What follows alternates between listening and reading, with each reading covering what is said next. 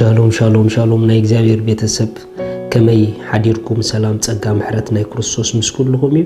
ኣና ዓኹም ሰላሕ ዲኔ እዝን ዝበለጸ መዓልቲ ዝበለጸ ቃል ንካፈለሉ ፕሮግራምና እዩ ሎም ድማ ነዚ መዓልቲ ዝኸውን ናይ ህይወት ቃል ሓቢርና ክንካፈሊና ሎም ንካፈሎ ቃል ብውድቀት ጸላእትና ኣይንተሓጎስ ዝብል እዩ ብውድቀት ጸላእትና ኣይንተሓጎስ ሃሌሉያ ካብታ ሓደ እግዚአብሔር አምላኽ ደይፈትዎ ነገር ኣብ ህይወት ድጸልኦኹም ሰባት ክህሉ ይኽእሉ እዮም ኣብ ህይወት ኣብ ልዕሊኹም ድተስኡ ሰባት ክህሉ ይኽእሉ እዮም ውድቀቶም ከስሕቀኩም ተጀሚሩ ቃንዝኦም ከሐጉሰኩም እንድሕር ጀሚሩ ግን ንስኹም ወንባዕልኹም መስመርኩም ስሒትኩም ኣለኹም ምክንያቱ እግዚአብሔር ነዚ ጸልኦኹም መርቕ ይዝብል መጽሓፍ ቅዱስ ነዚ ጸርፎኹም መርቕ ይዝብል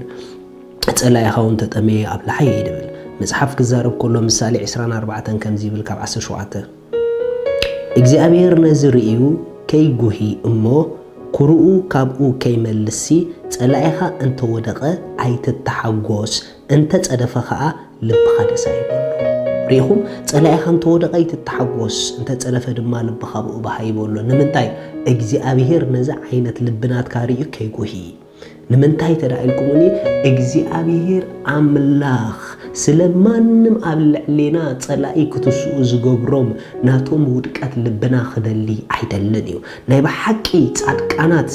ልቦም ብውድቀት ማንም ኣይሕጎስን እዩ ምክንያቱ አምላኽ እኳ ንባዕሉ ብውድቀት ማንም ሰብ ሕጉስ ኣይኮነን ብረሲአን ሕጉስ ኣይኮነን ብሓጢአት ዝወድቁ ሕጉስ ኣይኮነን ብዝብድልዎ ሕጉስ ኣይኮነን ምክንያቱ ንምንታይ ኣታ ህዝቢ እስራኤል ጠፍእ ኣለኻ ኣነስ ጥፍኣት ሓደ እኳ ኣይፈቱን ይብል እግዚአብሔር እንተደኣ ናይ አምላኽ ለብለና ኮይና ጸላኢ ኣእምሮኦም ኣባላሽዎም ኣብ ልዕሊና ስለዝተስኡ ናቶም ውድቀት ንዓና ከሕጉሰና ኣይግብኦን እዩ ምክንያቱ ልቢ አምላኽ ዘለዎ ውድቀት ማንም ኣይምነን እዩ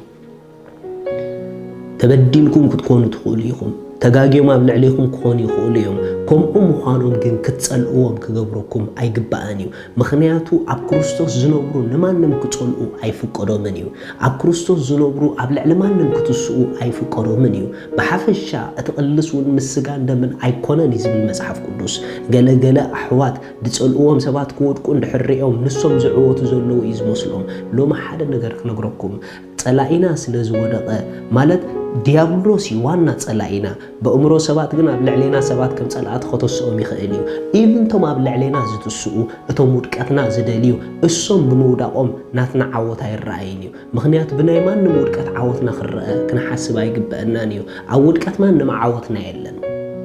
ስለዚ ከምዚ ዓይነት ኣተሓሳስባ ክንድርብ የለና ድጸልኡና ስለ ዝወደቁ ናትና ዓወት ድግለጽ ክመስለና የብሉን ድጸልኡና ስለ ዝተባላሸው ጎደኖኦም ናትና ነገር ድጽብቅ ጌርና ክንወስዶ የብልናን ኢቭን ድጸልኡና ጎደኖኦም ከይባላሹ ስሊኦም ክንጽልለና ነገሮም ጽብቅ ክኸደሎም ስሊኦም ክንጽልለና ምክንያቱ ናይ እግዚአብሔር ልብን ተዳኣለና ኮይኑ ንማንም ብኽፉእ ክንፈድዮ ፍቓድ አምላኽ ኣይኮነን ስለዚ ሎሚ ኣብ ልብኹም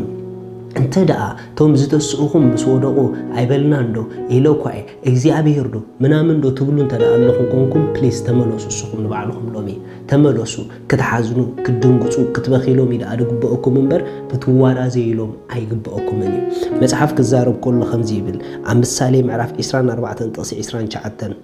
ከምታ ዝገበረኒ ክገብሮ ብሰብ ከም ግብሩ ክፈድዮ እየ ኣይትበል ሪኹም ከምቲ ዝገበረኒ ክገብሮ ብሰብ ከምቲ ግብሩ ክፈድየ ኣይትበል ኣብ ዓለሚ ከምቲ ዝገበረኒ ክገብሮ ኢዱ ትርከቦ እንዳበልካ ትማርተሉ ኣብ ክርስትና ከምኡ ይኮነን ሓቂ እዩ ሰብ ንዝዘርኦ ይዓጽድ እዩ ሕማቕ ነገር እንድሕር ዘሪእኻ ውድቀት ክጸንሐካ ይኽእል እዩ ግን ወላ ነቲ ሕማቕ ደዘርእዎ ክዓጽድዎ ከለዉ እንተርኢናዮም ክንሕጎስ ኣይግባአን እዩ እምበሺ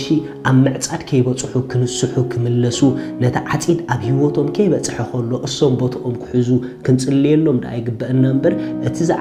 ዝዘርእዎ ክሳዕ ዝዓጽድዎ ብብዙሕ ምህንጣይ ክንጽበ ኣይግባአናን እዩ ሓደ ግዜ ንገብሮ ጌጋ ሰባት ኣብ ልዕሊና ክጋገዩ ከለዉ እታ ዘርኢ ዝዘርእዋ ክሳዕ ዝዓጽድዋ ክንርኢ ብጣዕሚ ብዙሕ ሕርፋ ንጽበ ጌጋ እዩ ከምኡ ክንጽበ ይግባአናን እዩ እንድሕር ከምኡ ንጽበ ኣለና ኮይንና ናይ እግዚአብሔር ኣገልገልቲ ይኮናን ናይ ሰይጣን ኣገልገልቲ ኢና ሰይጣን እዩ ሰብ ንዝዘርኡ ክዓጽዱ ሃሪፉ ድጽበ እግዚአብሔር ግን ሰብ ክምለስ ይድጽበ ስለዚ ነቶም ዝበደሉኹም ስሊኦም ተንበርክኹ እግዚአብሔር እቲ ዝዘርእዎ ኣብ ህይወቶም ኣይፈጸም ይነስሑ ይመለሱ أعينت لبونهم كفتولهم أملاخي اندابلنا سليهم نتسألي مخنياتو ودكات مانم حقوسنا يكونن قهمانم حقوسنا يكونن كل سب عبيوت كعوت الشيثنا يهوت كندناتنا دليتنا زابير أملاخ يباركم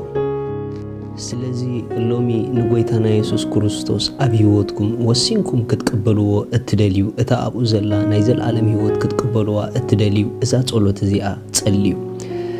እግዚአብሔር አቦ ስለ ወድኻ ኢየሱስ ክርስቶስ የመስግነካ ኣለኹ ያአምን ኣለኹ ኢየሱስ ክርስቶስ ስለ ኃጢአተይ ከም ዝተሰቕለ እዳ ኃጢአተይ ከፊሉ ከም ዝፈጸሞ ስለይ ከም ዝሞተ